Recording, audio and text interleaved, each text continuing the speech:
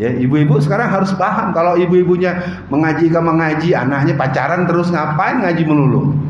Apa gunanya ngaji kalau nggak membuat anaknya tertib sholatnya, rapi jilbabnya, menjaga dirinya? Ya, kalau bapak ibu masih punya anak di rumah masih pacaran, buat nggak, jangan jadi orang tua Islam dah.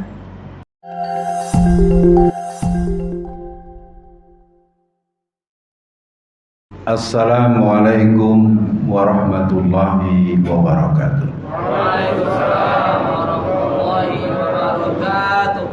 Yang menjawab alun 60%. Sampili mana. Mengucapkan salam itu kan hukumnya sunnah loh. Jawab salam itu hukumnya wajib. Assalamualaikum warahmatullahi wabarakatuh. Waalaikumsalam warahmatullahi wabarakatuh. Alhamdulillah. Alhamdulillahi binikmatil iman wal islam wa arsalana bihidayatil Qur'an wa yaj'alana insyaallah minal muti'ina salihina ila yaumil qiyamah. Ashhadu an la ilaha illallah wa ashhadu anna Muhammadan abduhu wa rasuluh. Allahumma sholli ala Muhammad wa ala ali Muhammad. Qala Allah Ta'ala fil Qur'anil Karim, a'udzu billahi minasyaitonir rajim. Qul in kuntum tuhibbunallah fattabi'uni yuhibbukumullah yaghfir lakum dzunubakum wallahu ghafurur rahim.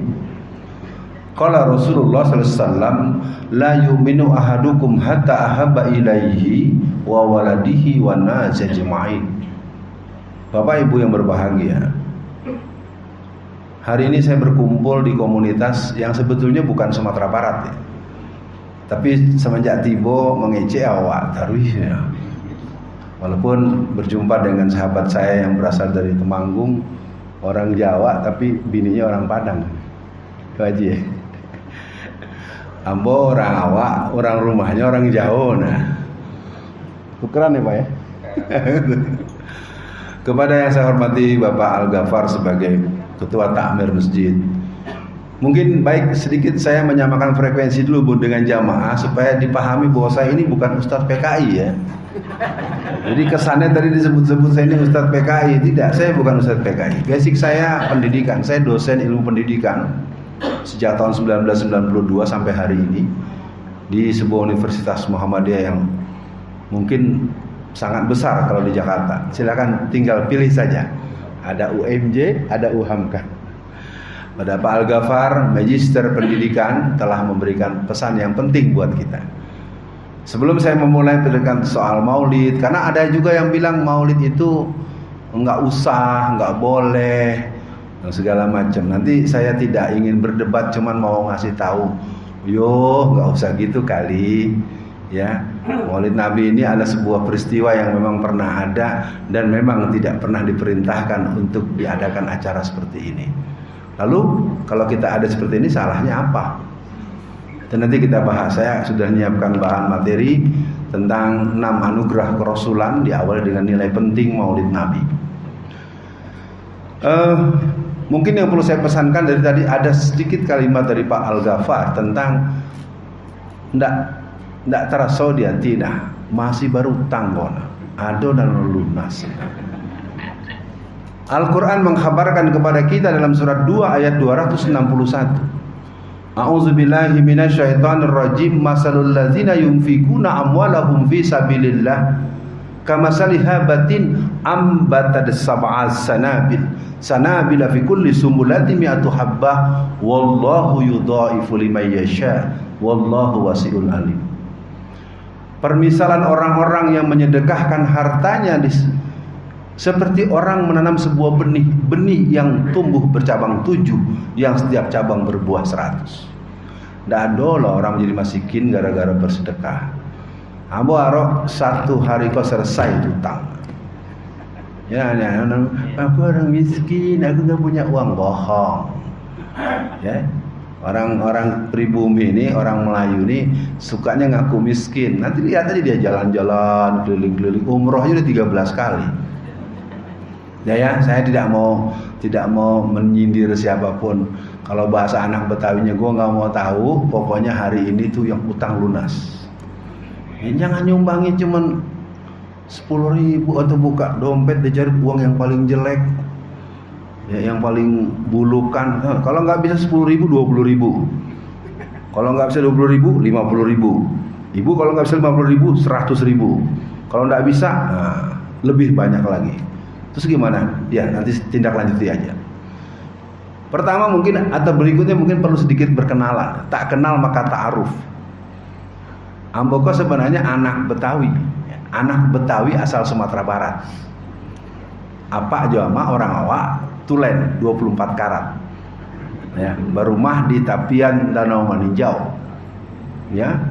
Ambo pasti bahasa awak bukan karena ambo diajak, karena acok mengisi pengajian orang-orang awak. Di Jakarta itu kan ada Piaman Lawe, Padang Luar, Rau-Rau, apalagi Balingka, macam-macam.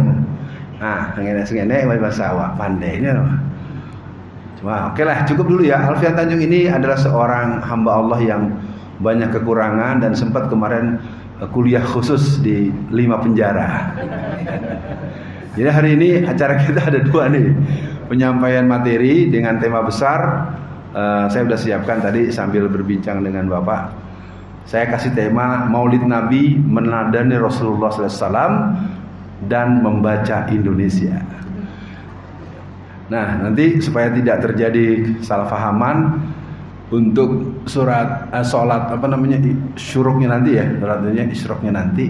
Saya dikasih tahu ya.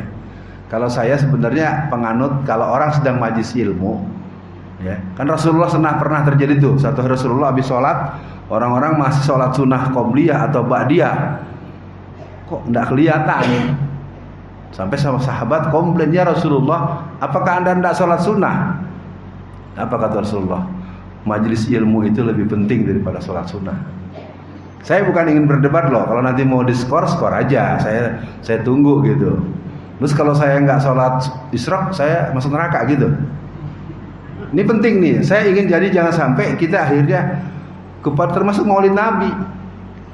Kalau sebuah masjid tidak ada Maulid Nabi, apakah itu masjidnya masjid yang jelek gitu? Saya tanya pada jamaah, kalau masjid tidak menyelenggarakan Maulid Nabi, itu pengurusnya masuk neraka gitu? Ya enggak. Jadi Maulid Nabi ini kalau menurut saya sebuah peringatan, nanti saya terangkan ya. Jadi yang menyelenggarakan agar tetap terus semangat menyelenggarakan, yang tidak menyelenggarakan ya udah diem aja kali, nggak usah ngelarang-larang orang. Nah itu nanti kita terangkan. Bapak Ibu sekalian, saya adalah seorang yang dibesarkan dalam kegiatan anak rantau. Masa-masa susah, pergerakan, makanya hari ini tentu saya ingin masuk pada materi yang telah disepakati. Maulid Nabi. Maulid Nabi bukan sebuah peristiwa yang pernah terjadi pada zaman Nabi. Maulid Nabi terjadi 400 tahun setelah Rasulullah. Jadi peringatan ini merupakan sebuah kecerdasan mengapresiasi situasi zaman. Ketika waktu itu seorang panglima perang Islam yang bernama Salahuddin Al-Ayyubi melihat kok umat Islam ini melempem menghadapi keadaan. Ustadz-ustadznya dibunuh, tokoh-tokohnya ditangkap, sama dengan sekarang. Sekarang ini ada lebih dari 3.000 guru-guru kita dalam penjara. Jangan-jangan baru dengar sekarang. Ya, kita di Pulau Sumatera aman Pak. Tapi di lingkar zona PKI model Jawa Tengah, Jawa Timur, apa ya? Saya bicara fair nih Pak. Saya ini memang profesor doktor PKI. Bagarahna. Pak Al-Ghafar kan MPD. Apa MPD itu? Makin pede aja. Al-Ghafar jangan tersinggung ya. Itu namanya guyonan begarah sih enggak? Ya. Jadi Maulid Nabi itu diselenggarakan 400 tahun setelah Rasulullah wafat. Jadi kalau ada yang mendalilkan barang siapa orang yang tidak, itu juga salah, nggak ada. Silakan belajar dari ahli hadis, tidak ada keterangan yang mengharuskan dan memerintahkan. Tapi saya mendukung, lakukan dan teruskan. Ya, jadi kita juga jangan sampai membela diri, terus akhirnya bikin dalil sendiri. Nggak boleh. Nggak ada itu. Oke, akhirnya ketika dilihat umat Islam mengalami pasukan salib dan terus-terusan kalah atau kelihatan sangat apa ya, kalau bahasa Jakarta itu keteter, ya udah nggak sanggup. Maka akhirnya Salahuddin Al-Ayyubi meminta bantuan untuk pada kekhilafahan yang ada pada masa itu agar diizinkan mengumpulkan masyarakat untuk menyelenggarakan Maulidun Nabi. Ya Amirul Mukminin, ini umat Islam nggak imbang nih menghadapi pasukan musuh yang begitu kuat. Kenapa Panglima? Saya mau mengumpulkan umat Islam, terutama pemuda-pemuda Islam, untuk bersiap berjihad untuk membela Islam. Jadi Maulid Nabi itu sebetulnya adalah sebuah forum hamasatul jihad, menggelorakan jihad fisabilillah. Ketika umat Islam ternyata di sini juga jangan-jangan baru dengar ya, ada 3.000 lebih ustadz kita di penjara ya. Bapak baru dengar juga. Ya gimana mau ngedoain, tahu juga baru sekarang. Nanti jangan hanya bebasin karpet Pak Al-Ghafar, kumpulkan uang yang nanti banyak. Bagaimana berapa guru-guru kita? Tidak usah diumumkan terbuka, ada yang belakang. Kasihan anak istri mereka. Mari kita masuk terusan. Ketika Salahuddin Al-Ayyubi diizinkan pada saat itu di masa kekuasaan Bani Fatimiyah, dia meminta agar terselenggaranya yang namanya Maulid Nabi, maka dia kemudian melakukan pertemuan dan dia naik ke atas panggung yang tinggi. Saudara-saudara, pada zaman Rasulullah kita berada pada situasi genting ketika kafilah dagang yang sebetulnya tidak berniat untuk berperang tapi diprovokasi oleh intelijen Quraisy seolah-olah ada peperangan. Akhirnya kita lawan dan kita perang Badar, perang Uhud. Nah, perang Uhud kita bermasalah. Saya tidak akan bahas panjang-panjang. Kata kuncinya, Maulid Nabi itu memang ada dalam rangka hamasatul jihad. Kalau Maulid Nabi cuma nunggu nanti jangan habis sholat Isra atau suruh jangan pulang mau makan di rumah juga makan. Kalau bahasa saya nih bahasa semangat gitu, walaupun saya ikut makan juga. Maksudnya kalau makan akhirnya menunya jadi mahal, mendingan buat lunasin karpet. Apa lu nggak mati? Apa mati kalau nggak dikasih makan di masjid? Saya bukan marah nih, maaf ya, jangan tersinggung. Karena di masjid-masjid kan suka ada Jumat berkah, makanan menunya bagus. Kadang-kadang yang ngambil banyak, yang rumahnya deket, yang orang kaya lagi nggak malu. Saya lihat sendiri Pak, kadang-kadang kan ada Jumat berkah, menu makanan banyak. Padahal Bapak gaji sebulan itu 300 juta, pulang masih ngambil 20 bungkus. Ngapain?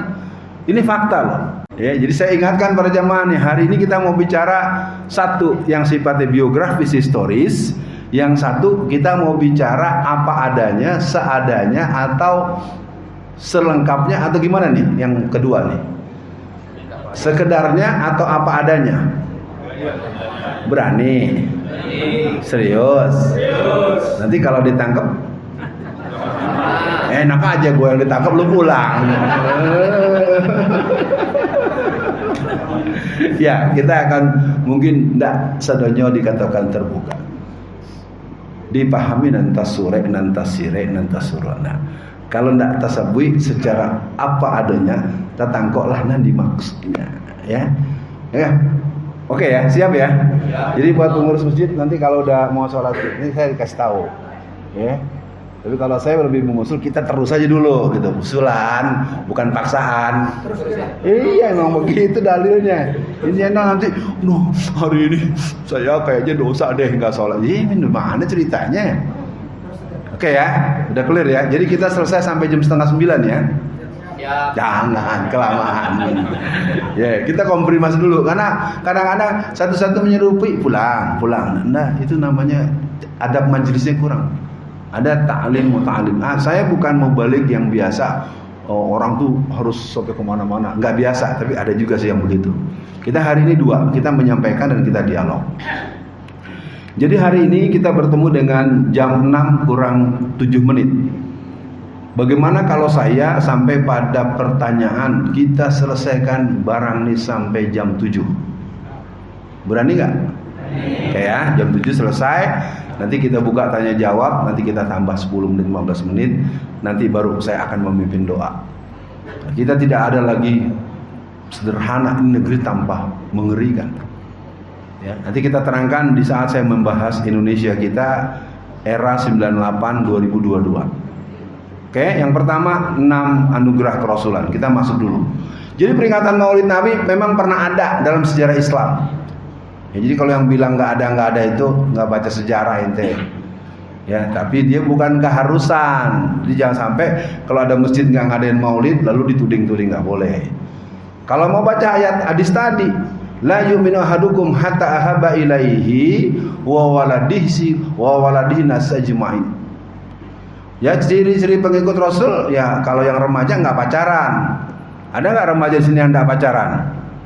Kalau masih pacaran bukan pengikut Rasul. Gitu, kita buat kriterianya sesuai dengan apa yang harus. Ini Maulid Nabi kemana-mana, berangkatnya boncengan sama ceweknya. Ya, kalau diomongin gitu tersinggung, ntar nggak datang lagi. Nah, sekarang saya coba mulai ya. Kita masuk pembahasan kita nilai penting Maulid Nabi Muhammad SAW. Pertama saya cek dulu, cek sound, cek teritorial. Ini hari-hari Sabtu, hari kuliah atau hari sekolah? Oke. Ini terus terang saya tanya nih. Sekarang acung tangan anak-anak yang usianya 17 sampai 25 tahun. Yang laki-laki dulu. Saya mau hitung. Yang umurnya 17 sampai 25 tahun. Jangan enggak begarah dong. Iko serius. Ya, ini asli keluar nih, dosen pendidikannya keluar. Yang umurnya 17 tahun, jangan yang umurnya udah lewat jangan acung tangan, yang belum jangan acung tangan. Berapa umur? Iya. Coba sebentar. Udah. Cuma ada 2 orang. Apakah di sekitar sini anak yang usia segitu cuma 2 orang yang laki-laki? Yang lain sedang di ICU gitu. Enggak, saya enggak berkurang. Karena nanti kita terus lagi. Yang perempuan, yang padusi dan induk yang emak-emak. Yang umurnya 17 tahun sampai 25 tahun angkat tangan. Kan? Bapak boleh lihat. Coba kalau ada konser, coba kalau ada acara-acara K-pop, nggak ada alasannya pasti kumpul. Ada persoalan dan saya sudah mencoba. Alhamdulillah, ini mudah-mudahan jadi virus positif. Kebetulan hari ini saya sudah punya 2 posisi tempat standing. Yang pertama di Tangerang, Banten dan di Solo, Jawa Tengah. Jadi ini Kang Mas saya. Semoga sehat Pak ya. Sehat ya. Tanggal 8 kemarin, tanggal 8 Oktober, hari Sabtu, pas hari Maulid Nabi, kita mengadakan namanya Subuh Gabungan Remaja se-Solo Raya. Ya, ini merupakan kepanjangan dari peristiwa sebelumnya, 5 Juni tahun 2022. Solo Raya juga. Sebelumnya kita sepekan atau seminggu nih Isrok nih. Buan. Enggak apa-apa, menbunyi nanya dulu daripada ntar kesalahan, tahu-tahu ada yang bawa masam kan payah. Nah. Awal 2022 kita membentuk kepanitiaan untuk acara subuh gabungan di 7 kota kabupaten se-Solo Raya. Kenapa saya begini? Karena bapak-bapak ibu-ibu harus maklum juga. Saya pulang dari penjara tuh tanggal 10 bulan Oktober tahun 2019. Saya divonis 4 tahun penjara. Nanti kalau ada pertanyaan dijawab. Kalau nggak ada ya dianggap saja maklum. Akhirnya saya berlanjut, istri saya yang sekarang ini tinggal di Solo. Kita mulai di awal 2022 bikin panitia untuk subuh gabungan remaja 7 kota kabupaten. Panitianya bubar, acaranya nggak ada. Bayangkan, susah loh mengumpulkan anak-anak remaja itu untuk subuh berjamaah digabung lagi. Duh, gimana ini? Kita bentuk panitia. Bubar, akhirnya ketemulah Hari Raya Idul Fitri. Kebetulan ustadznya umurnya baru 20 tahun. Dia tamatan Madinah, S1, 22 ada. Terus saya jadi jamaah. Terus dia rupanya agak sungkan, agak grogi, nervous. Ada Ustaz Alfian nih. Ente tamatan Madinah, bicara aja terus, saya bilang. Akhirnya Saya diminta bicara, saya bilang, saudara-saudara, kita akan adakan subuh gabungan. Kita undang 300 masjid. Berapa bang? 300 masjid. Ibu tahu berapa orang yang hadir? 47 orang. Remaja, kalau bapak-bapak ibunya banyak kan saya absen juga. Kalau bapak ibunya digabung itu hampir 300 orang. Tapi saya minta yang umur 17-20an, cuma 47 orang. Waduh, saya bilang, nggak bisa ini. Pantang, orang rantau di bumi dipijak, ini lagi dijunjung. Jadi nah. Lalu ada satu peserta dosen UNS Universitas 11 Maret. Mas ini mas, apa kerjaan lo? Dosen Ustaz. Jangan ngomong di kelas doang. Sekarang jadi ketua panitia subuh gabungan se-Solo Raya. Siap? Pucet dia. Ya siap. Kalau nggak bisa 1000 orang berhenti jadi dosen. Wah. Tapi Ambon tidak sekedar ultimatum. Setelah itu bikin panitia inti, kita ajak terus. Alhamdulillah tidak sampai 2 bulan kita selenggarakan subuh gabungan di sebuah masjid yang bernama Mujahidin di Banyuanyar, sebuah kecamatan Solo. Kita targetkan 1000 orang. Wis, Indo-Indo itu membuat nasi bungkus. Sampai 1000 bungkus. Sayang yang hadir 1300 orang. Nah, gue bercerita, kau paling tidak jadi inspirasi. Jangan sampai acara udah bilang mau balik nasional, remaja cuma 2 orang. Tadi bapak ibu-ibunya yang habis pulang, minyak kayu putih. Ya, udah encok. Cukup ya. Yang terakhir, kemarin kita selenggarakan dalam rangka Maulid Nabi. Maulid Nabi. Di mana? Di Masjid Hajah Sudalmiah Rais. Di mana? Universitas Muhammadiyah Surakarta. Saya bilang sama panitia, ini targetnya 10.000 orang. Wah, panitia, kemana Ustaz? Bayangin dari 47, 1000, 1300. Memang kemarin belum ideal. Menurut drone yang kita pasang itu ada sekitar 7.000 sampai 8.500 orang. Kira-kira kalau di sini ada subuh berjamaah remaja-remaja, kita perluas 3 radius sekelurahan dan kecamatan, bisa ketemu nggak ya angka 100 orang? Kalau orangnya ada, persoalannya datang tidak. Gimana lo? Gua tanya sama lo sekarang. Sekecamatan di range subuh gabungan remaja sekecamatan. Apa kecamatannya? Nama kecamatannya? Tampan. Bina Widya. Kecamatan Bina Widya mengadakan subuh gabungan sekecamatan. Targetnya 100 orang. Kira-kira dapat nggak tuh? Siapa yang siap jadi panitia? Saya nggak kenal di sini anak orang. Kalau di sana saya masih kenal, ketahuan. Kalau ini sembarangan. Harus eksekusi, jangan cerita Salahuddin Al-Ayyubi doang ngadain Maulid Nabi. Sekarang Maulid Nabi hari ini outputnya adalah subuh gabungan remaja, sementara target cukup 100 orang. Bapak-bapak siap dukung nggak? Ibu-ibu siap dukung? Nah, kalau gitu nanti bawa masing-masing 20 bungkus. Anak-anak dikasih makan nggak apa-apa, nggak usah dibebankan ke kas, karpetnya nggak lunas-lunas lagi. Oke, sebelum saya masuk lebih dalam nih, ada yang berani nggak jadi ketua panitia? Gimana Ustaz, nggak ngerti? Ya iya. Tuh yang angkat tangan tadi berani nggak jadi ketua panitia? Itu berdua tuh, yang satu ketua, satu sekretaris. Halo, berani nggak? Nah, ayo dong. Atau bapak mau tunjukin Pak Al-Ghafar? Sekarang satu orang di ketua dulu biarin. Nanti saya cuma bayar telepon, saya nggak perlu datang. Saya datangnya nanti kalau udah 100.000 orang baru saya datang. Ngapain baru perintisan datang? Tugas tuan-tuan lah merintis. Kalau udah bagian pembekalan nanti baru. Gimana Pak Al-Ghafar? Berani nyebut nama orang? Supaya tiap acara maulid itu ada buahnya. Kumpul rame-rame, pulang makan, habis itu selesai. Kalau kita buat sekarang, ketuanya siapa? Bikin panitia tindak lanjuti. Di sini ada bapak ini kan lama di Kementerian Kesehatan. Oh, yang pernah jadi atur, ada bimbing. Udah ada. Udah Pak. Siapa namanya Pak? Ini kayaknya berani nih ya. Berani nggak? Oke, namanya siapa? Eko. Nih jamaah kita bukan? Nggak apa-apa ya. Tapi bapak berani nggak? Biar dia nanti dia ngurus kemana-mana, ya. Dirapin dulu kopiannya. Saya mau panggil ke depan sini. Anak berapa anak? Baru 2. Nggak apa-apa, punya anak. Gue juga anaknya, cucunya baru 5 saya. Jadi kalau biarin yang mau dulu ya.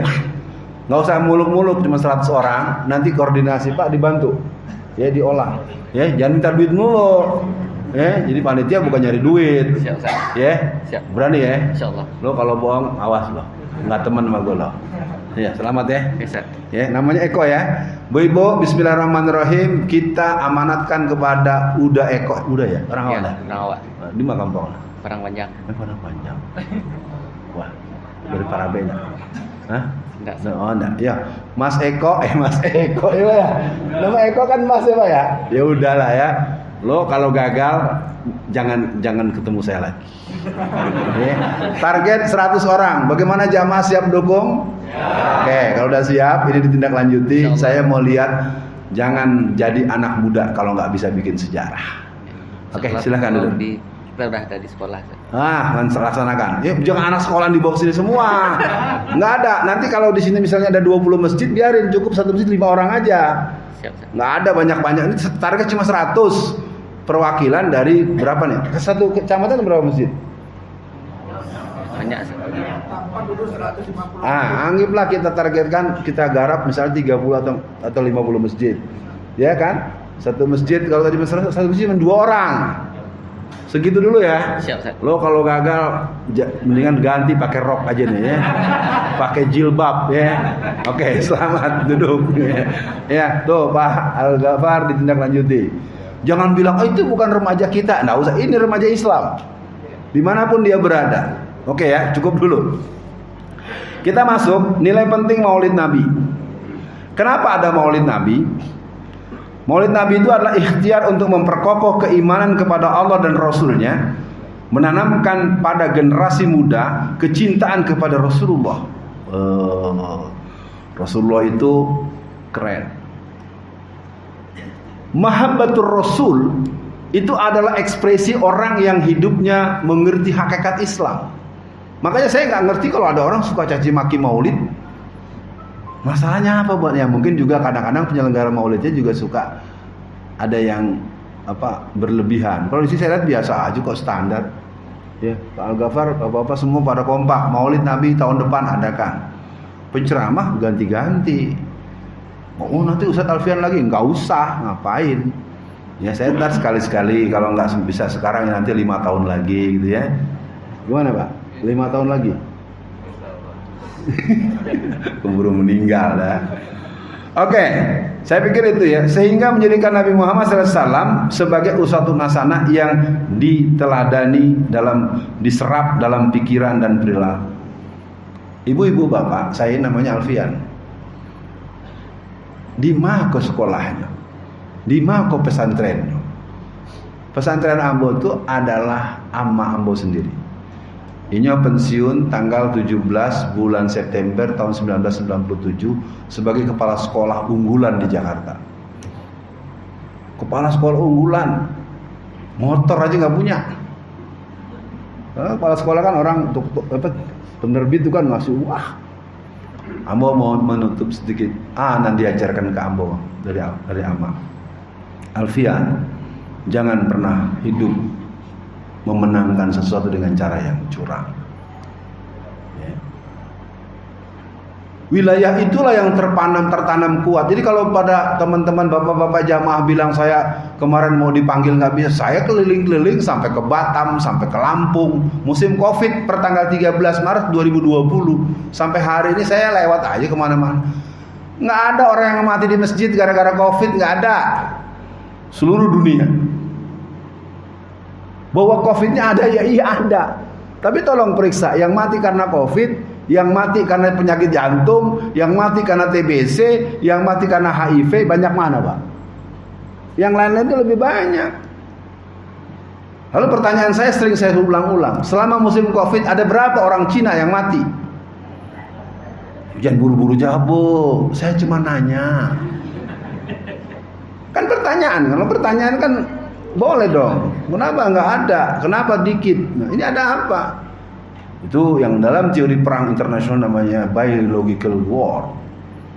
Nah, disitulah nanti kita masuk di bagian kedua. Jadi pada hari ini, kenapa saya tadi menganjurkan hal-hal hil-hilnya, setelah saya selesaikan soal Maulid Nabi, kita baca Indonesia hari ini, nanti baru kita dialog, sehingga bisa dimaklumi bapak-bapak dan ibu-ibu. Kita akan melanjutkan. Apa hikmah Maulid? Saya mulai di depan nih, bukan di belakang. Pertama, hikmah Maulid adalah Nabi Muhammad SAW menganjurkan umat agar jauh dari kemiskinan harta, kemiskinan iman, kemiskinan ilmu, dengan memacu kepada usaha individu, dengan memberi bibit untuk ditanamkan, menyediakan nasi untuk dimakan. Keren. Makanya orang-orang Sumatera Barat tidak ada yang jadi pengemis di mana-mana. Belum ada. Karena setiap orang nan parangke marantau, nah itu pesannya pasti soal sholat. Lima bumi dipijak, dina langit dijunjung. Datang tanpa muko, pulang tanpa punggung. Itu kalau ndak mengerti nantas sirek nantas surah, payah itu. Ambo tuh lah di rantau. Ndak pandai mengeje awak saburuk. Tapi karena dake jo amak bana, amak itu memang adalah seorang sabil muslimat. Amak ambo itu dulu tokoh, bukan tokoh sih, anggota Partai Masyumi, Bintang Bulan Masyumi, Palu Arit PKI. Nah, ya ibu-ibu sekarang harus paham, kalau ibu-ibunya mengaji, anaknya pacaran terus, ngapain ngaji melulu? Apa gunanya ngaji kalau nggak membuat anaknya tertib sholatnya, rapi jilbabnya, menjaga dirinya. Ya, kalau bapak ibu masih punya anak di rumah masih pacaran, buat jangan jadi orang tua Islam dah. Wah, Ustadz keras betul sih. Yang kedua, Nabi Muhammad SAW menjunjung etos kerja, mendorong umat agar tidak miskin ilmu. Orang sering ngomong, oh kita udah sekolah Ustadz, tamat S3. Saya dosen ilmu pendidikan, basic saya filsafat pendidikan. Kalau levelingnya ya modelnya sparringnya Rocky Gerung lah. Orang sering membanggakan gelar doktor. Sekolah dari SD kelas 1, SMP, SMA, S1, S2, S3 itu hanya mengembangkan 2% saja dari potensi otak yang dimiliki manusia. Jadi jangan heran ada Malik yang cuma tamat SD kelas 2 jadi wakil presiden. Jangan heran ada Buya Hamka yang cuma sampai SD kelas 2 lalu kemudian dia bergerak dan bergaul. Semua yang beliau dapat itu adalah anugerah kepintaran beliau. Tapi nggak pintar tahu-tahu dapat profesor. Paham nggak sampai di sini? Jangan minta sebut nama juga, ente sih nyusahin gua ntar. Sekolahnya nggak jelas. Apalagi gelarnya doktor, baca teks bahasa Inggris saja kagak becus. Iya ya. Kan di mana-mana dipasang, wah, doktor titik-titik. Wah. Oke, yang ketiga,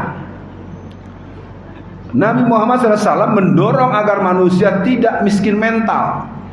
Kita boleh miskin, tetapi jangan minder. Wala tahinu wala tahzanu in kuntum a'launa mu'minin. Janganlah engkau rendah diri, janganlah engkau ciut nyali, janganlah engkau merasa tersisih, walaupun kalau engkau benar-benar orang yang beriman. Yang kadang-kadang karena rumahnya nggak bagus, kamu aku mau main dong ke rumah. Janganlah, rumahku jelek. Nah, bilang aja kalau lu ke rumah gua mau ngobrol di depan, nggak usah masuk, santai aja. Yang banyak uang membantu tidak usah merasa lebih mulia dari yang menerima. Yang menerima bantuan tidak usah merasa hina dari si penerima. Itulah sehingga muslim, seorang muslim yang mengikuti Rasulullah. Rasulullah itu kan kisahnya luar biasa. Dia adalah cermin belajar yang luar biasa. Ya. Oke, kita mulai masuk judul aslinya, 6 anugerah kerasulan. Jadi pada hari saya ingin mengajak bapak-bapak, ibu-ibu dan para jamaah dan seluruh siantaro dunia, karena kita membuat media untuk media online, alam maya, dunia maya dan dunia nyata. Yang pertama,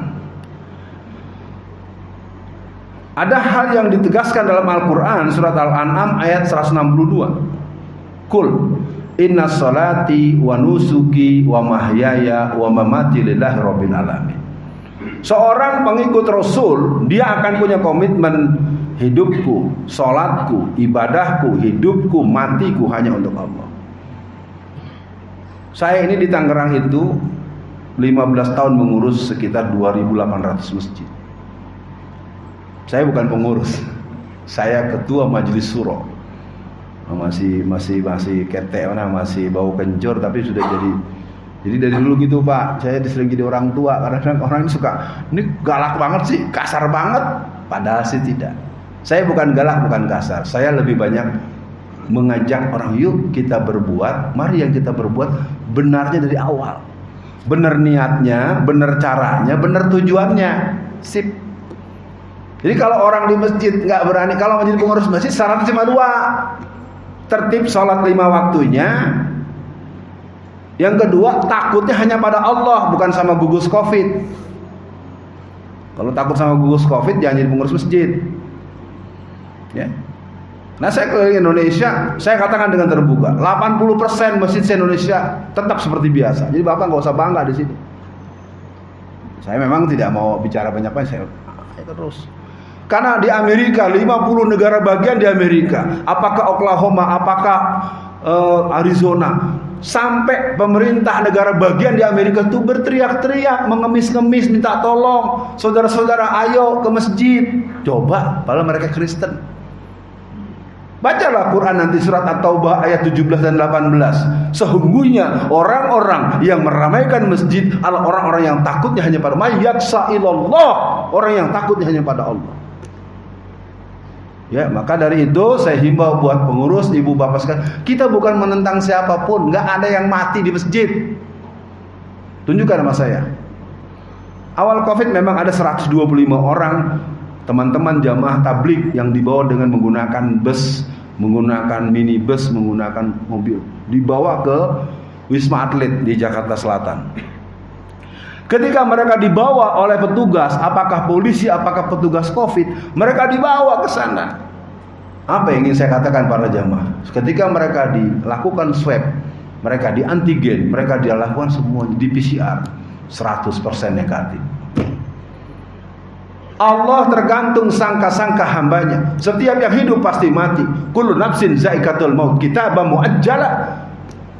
Kita punya Cut Nyahdin, pemimpin perang perempuan. Matinya bukan di medan perang, matinya di Sumedang, Jawa Barat.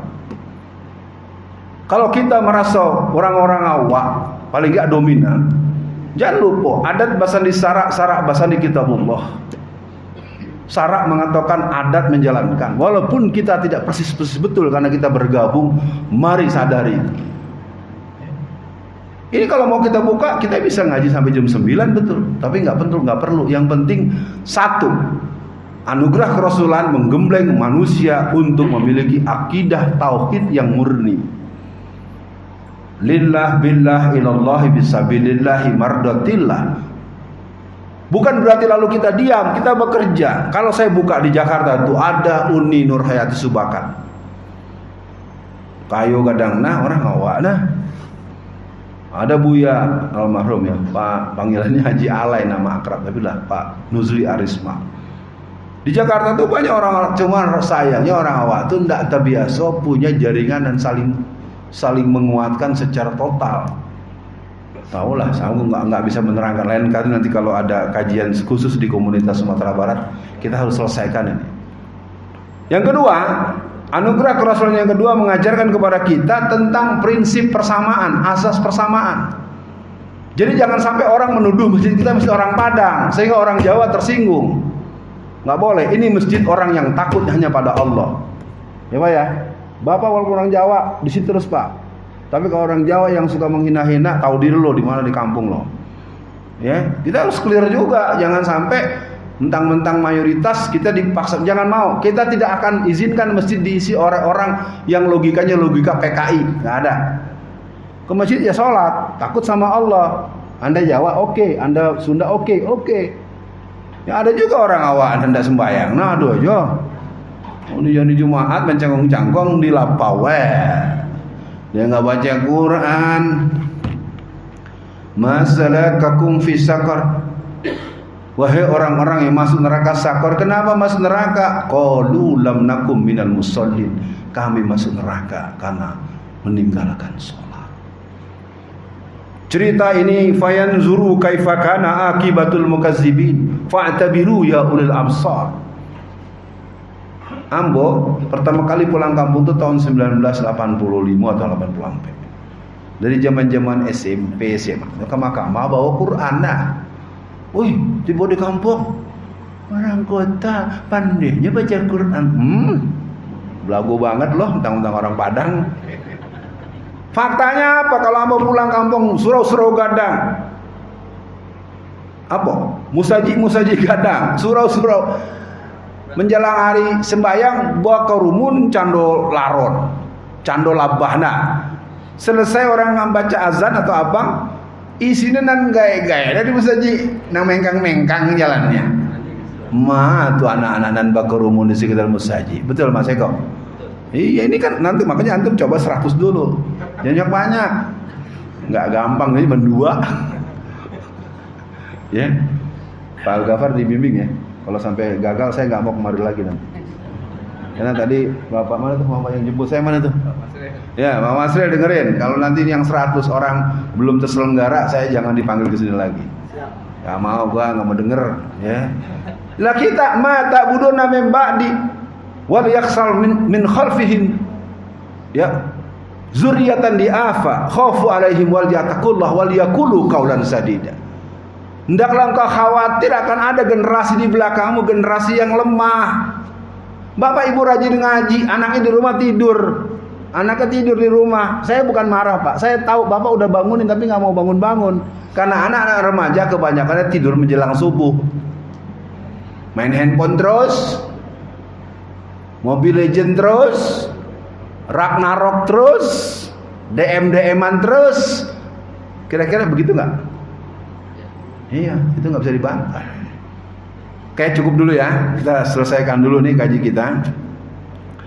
Yang kedua tadi sudah disampaikan, apa kata ayat ini?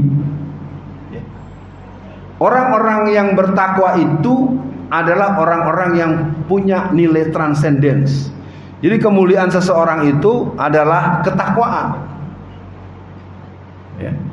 Kayak yang kedua itu ya, maka Allah telah mengingatkan itu buat kita semua. Sesungguhnya orang-orang yang bertakwa adalah orang yang mulia di hadapan Allah. Ya, nanti kita teruskan, kita masuk dulu bagian yang ketiga. Menegaskan manusia adalah makhluk yang paling mulia. Tadi ada ayat dibacakan nih, Qori kita yang baca nih bagus. Laqad kana lakum fi Rasulillahi uswatun hasanah. Laqad kana lakum fi Rasulillahi uswatun hasanah. Sungguh pada diri Rasul, ingat, bukan orangnya, tapi fungsi dan misinya. Kalau Nabi Muhammad SAW, Nabi kita Nabi Muhammad. Ada orang namanya sama-sama Muhammad, tapi tidak sembahyang doh. Ada tidak kira-kira di masyarakat namanya Soleh, tapi tidak soleh. Namanya Aisyah, tapi auratnya terbuka kemana-mana. Ada nggak Bu yang namanya begitu tapi nggak nutup jilbabnya? Ibu, ada nggak Bu? Itu tadi. Jadi tidak ada cerita ketika Rasul katakan laqad kana lakum fi Rasulillahi uswatun hasanah ila akhir ayat. Sungguh pada diri Rasul itu ada teladan yang baik. Apa yang diantara yang perlu dibaca? Yang pertama bukan berbunyi laqad kana lakum fi Muhammad. Jadi kita tidak disuruh menyamakan nama, karena kadang-kadang namanya bukan Islam tapi Islamnya kuat. Contoh misalnya, saya pernah satu hari pembekalan tentang gerakan komunis di sebuah instansi militer di Banten. Gabungan tiga kodim, namanya Korem 052 Wijaya Krama. Kemarin dia pernah jadi sekretaris jenderal Golkar, namanya Ludwig Paulus. Karena mau memberikan pembekalan, dia jadi Danrem 052 Wijaya Krama, yaitu Jakarta Barat, Jakarta Utara, dan Tangerang. Ambo kan lah berubah wajah. Nama Ludwig doh. Ambo diem aja, serungi. Nah, pas baiklah saudara-saudara, sebelum acara dimulai yang akan disampaikan oleh Bapak Ustadz Alfian tadi, Ustadz juga sih, Ustadz PKI gitu ya. Dia maju. Salamnya fasih Bu. saudara-saudara, saya sangat memahami kenapa sejak datang tadi Ustadz Alfian tidak banyak bicara, terdiam saja. Nama saya Ludwig Paulus, agama saya Islam. Wah, hati-hati. Jangan sampai nanti disebut nama Amir Sarifuddin. Nah, Amir Sarifuddin itu Protestan. Hati-hati loh. Ada lagi Basuki Abdullah. Itu pelukis yang dibunuh orang. Makanya jangan sampai menyimpulkan orang dari nama belum tentu, apalagi orang Sumatera Barat setelah musim PRRI. Namanya ada si William, ada Da Costa segala macam. Percaya tanya sama orang tua-tua. Nah, selesai peristiwa PRRI tahun 58 60 itu orang-orang awak tuh banyak mengganti nama. Sama kalau dulu zaman sekolah tahun 70 80 tuh kita akan punya yang namanya peta, tulisannya Adi Negoro. Nama sebenarnya adalah Jamaluddin. Kalau Adi Negoro itu peta dikirim ke percetakan, dikirim ke sekolah-sekolah, nggak ada yang beli. Tuh hebatnya. Jadi sekali lagi jangan menyimpulkan kalau baru dengar namanya. Nama bukan jaminan mutu. Itu penting. Oke ya, kita teruskan biar ini selesai nanti nggak kesiangan. Yang keempat, anugerah kerasulan yang keempat adalah memerangi pesimisme dan membangkitkan optimisme. Kita ini mayoritas muslim, tapi ustadz kita ditangkap, ditembak di sembarang tempat. Semua diam. Ustadz Alfian kan udah di penjara 4 tahun, kok ngomongnya masih begitu? Ya ngomong nggak mau ngomong apa lagi? Karena orang-orang beriman akan tetap kesini. Allah menyatakan waman ahsanu qaula mimman da'a ilallahi wa amila sholihan wa qala innani minal muslimin. Tahukah kamu orang yang paling baik perkataannya adalah orang yang mengajak ke jalan Allah. Ini yang keluar masuk saya anggap sedang ke toilet atau wudu ya. Kalau pulang saya tutup nih. Ya, beneran. Tadi kan dari awal saya udah janji loh. Jangan suka main-main, ini kebiasaan yang menyerupi pulang. Pokoknya saya liatin saya. Iya, saya ini guru Pak, saya dosen ilmu pendidikan. Ya. Termasuk pernah ada pembekalan di Mabes Angkatan Darat, bahkan di Mabes TNI, kan tentara banyak. Jenderal-jenderal itu mau tak panjang di Bukona. Suaranya kan gadang. Pak, Bapak mau berhenti apa enggak? Kalau Bapak ngobrol terus saya turun nih. Di belakang kan jenderal diomelin. Ya iya dong, gue lagi penceramah. Dipanggil suruh membahas sesuatu yang Anda minta. Saya nerangin, Anda ngobrol. Waduh, itulah ibundaku. Ambo banyak beraja bagak nu dari ama. Ama ketek nah. Wah, kalau cerita ama enggak tahan. Makanya ambo dari ketek itu ibu-ibu ya. Kalau ama bangi, ama anak zaman sekarang orang tuanya baru ngomong 2 kata, dia 2 juta kata. Kenapa? Karena anaknya dibawa ke posyandu, dapatlah imunisasi dan vaksinasi, rasain loh. Wah, Ustadz kok begitu sih? Apa orang kesehatan Pak, kita bisa diskusi Pak. Yang namanya vaksinasi dan imunisasi ini bukan urusan COVID nih Pak. Ibu-ibu, jangan lupa anaknya dibawa ke posyandu hari Rebo, gitu ya. Saya nggak mau menerangkan karena saya bukan dokter. Saya cuma mau ngajak mikir. Kenapa di gereja justru dilarang? Kalau sebuah perbuatan yang sama, yang satu menyuruh-nyuruh, yang satu melarang-larang, kira-kira ada apa-apaannya nggak? Sekarang saya punya uang, saya udah bicara semalam di masjid mana itu. Nih saya ambil uang 100.000. Ibu silakan pergi ke warung, belikan saya salami dan alhami. Ya. Loh, kenapa pada terdiam? Emang pernah ada kok produk itu. Kita ini umat Islam ini memang betul-betul kehilangan optimisme dan kehilangan satu pikiran. Kita harus merebut bisnis besar dan merebut politik. Kenapa tidak bisa orang Sumatera Barat jadi presiden? Saya katakan bisa, cuman kita tidak pernah merancang kemenangan.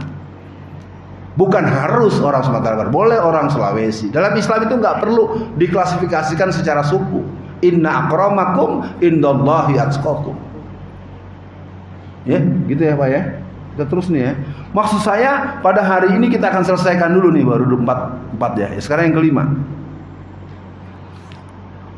Islam itu yang dibawa Rasul itu diturunkan untuk menyatukan agama dan dunia. Jangan sampai kita beragama jangan bawa ayat. Ada itu kalau dikasih tahu ayat Qur'annya marah. Kalau masih bapak ibu membiarkan anaknya pacaran, ini ayatnya jelas nih, wala taqrabuz zina. Mana ada anak sekarang pacaran tidak gandengan?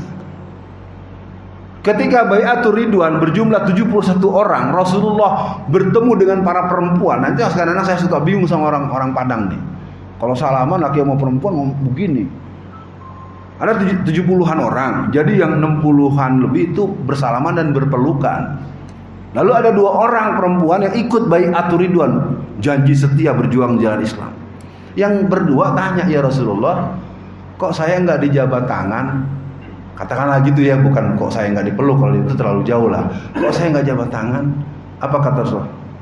Lebih bagus tangan gue yang memegang bara api neraka daripada menyentuh perempuan yang bukan muhrim. Itu saya nggak ngerti tuh, mesti diterangin sama orang Padang tuh. Saya diberantemin mulu. Orang Padang perempuan kalau salaman sama laki-laki, kan bukan muhrim nggak boleh, itu dalilnya kuat. Harus berani dong, dan diingetin ya Bang Eko ya, jangan sampai udah salah. Oh itu mah, ini sih keturunan Imam Bonjol kali. Imam Bonjol. Memang dulu kan pertarungannya antara Harimau nan Salapan, Tuanku Imam Bonjol, dan orang-orang nan Siak-Siak itu nah sama dengan kaum adat. Nah, itu memang perlu ada pembicaraan lanjutan itu. Jadi Rasulullah turun untuk menyatukan dunia dan agama. Nggak ada orang kalau nggak kekuatan politik. Bapak-bapak enak di sini. Kami yang di Jawa susah. Datang ketua RT.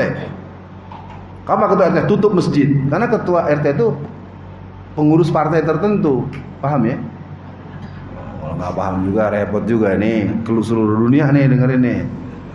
Iya. Makanya sekarang kita umat Islam di Jazirah Riau, Pekanbaru ini kita harus paten. Nggak ada orang yang nggak takut sama Allah, jangan jadi ketua masjid. Jangan biasakan itu kan orang kaya. Kebiasaan banyak masjid-masjid itu menyerahkan masjid pada orang kaya. Orang kaya nyumbangnya banyak, sholatnya tidak. Banyak ceritanya. Baik, kita akhiri ya. Nanti kita biar seru nih masa kedua. Yang keenam, menentukan tujuan akhir dalam menjalani hidup di dunia menuju akhirat. Jadi kita punya tahu khairul laka minal ula. Jadi jangan pernah berbuat sembarangan, ada ujungnya nanti. Ya si Sambo pengen jadi Kapolri, taunya ke penjara. Tangan mencengcang, bahu memikul. Sepandai-pandai tupai melompat, satu waktu kan jatuh juga. Sepandai-pandai menutup bangkai, satu waktu. Iya, sederhana itu ajaran ama Amos sejak ketek. Yang saya sangat teringat ini buat adik-adik yang pemuda ya, termasuk yang 2. Masih ada nggak yang 2 tadi? Tinggal 1 ya? Utuh ya. Ini 2 kalau nggak utuh nih berarti ente belum punya teman ini. Harus kerja keras. Apa kata Habib Rizik? Woi anak-anak remaja, jangan ada dalam jejak digitalmu yang berisi tentang hal-hal yang membuat engkau di satu waktu akan dicari orang untuk membuat engkau tak layak dipilih jadi apapun. Kadang-kadang maaf ya bu, mentang-mentang pakai handphone baru, buka bajunya cuman pakai BH aja gini-gini, foto-foto, selfie. Semakin punya handphone merek baru, yang produk baru, Apple segala macam, itu masuk big data. Bilangin sama anaknya jangan sembarangan habis mandi masih belum pakai apa. Kan ini arsip. Itu arsipnya langsung sampai big data di Amerika. Sekolah tinggi-tinggi gobloknya nggak berubah. Ya biar saya kasih tahu ya. Ini yang anak-anak gadis ya, kalau ibu-ibu saya nggak berani ngomong, ntar bapaknya marah. Yang remaja itu kan suka selfie. Ya. Anak-anak baru pulang dari mandi, belum pakaian, gini-gini terus, foto-foto. Kok Ustaz tahu ya? Saya kan ngajar mahasiswa 30 tahun. Antara keluhan, konsultasi, orang tuanya nangis, macam-macam. Ya, cukup dulu. Jadi yang keenam, menentukan tujuan akhir. Apa yang kita lakukan? Akhirnya akhirat. Tapi mulanya dunia. Wabtaghi fima ataqallahu darul akhirah. Jadi kata kuncinya, kerja itu untuk akhirat. Siapa mengejar akhirat, dunia akan dapat. Siapa menanam padi, belut dan rumput akan dapat. Belut kalau bahasa Indonesianya. Kalau orang menanam rumput gak akan mungkin dapat padi. Siapa mengejar dunia, akhiratnya akan lewat. Siapa mengejar akhirat, dunianya akan ikut. Makanya kalau kita nggak ngaji mendalam susah. Wah, anaknya ndak tuh mengaji itu canda Ustaz tuh masih kintarwi. Kaya dan miskin itu bukan takdir. Tanya antara sama ustaz-ustaz yang ahli akidah. Kaya dan miskin itu pilihan. Nah, kalau bapak atau saya kerjanya ngajar terus, ya wajar aja nggak bisa kaya. Cukup sih nggak kaya. Kalau mau kaya, punya pabrik. Kalau maunya kaya, tidak harus korupsi. Korupsi bukan jalan hidup orang beriman. Kalau kaya itu, makanya saya lagi sedih. Dulu zaman Ambo Ketek dapat cerita dari Ama. Dulu Ambo tuh pedagang kainan. Ke tuh membawa pakai kuda atau apa sih orang Padang bilang gitu. Bendinya panjang tuh. Kini orang-orang awak 73% tidak lagi jadi pedagang, jadi pegawai. Kalau pegawai kan sudah ketahuan gajinya. Bapak selama dinas gaji sebulan 20 juta. Makanya nggak pernah kan. Tapi kalau kita berdagang semenit aja bisa 100 miliar. Itu tadi mental dagangnya ini tidak terbangun.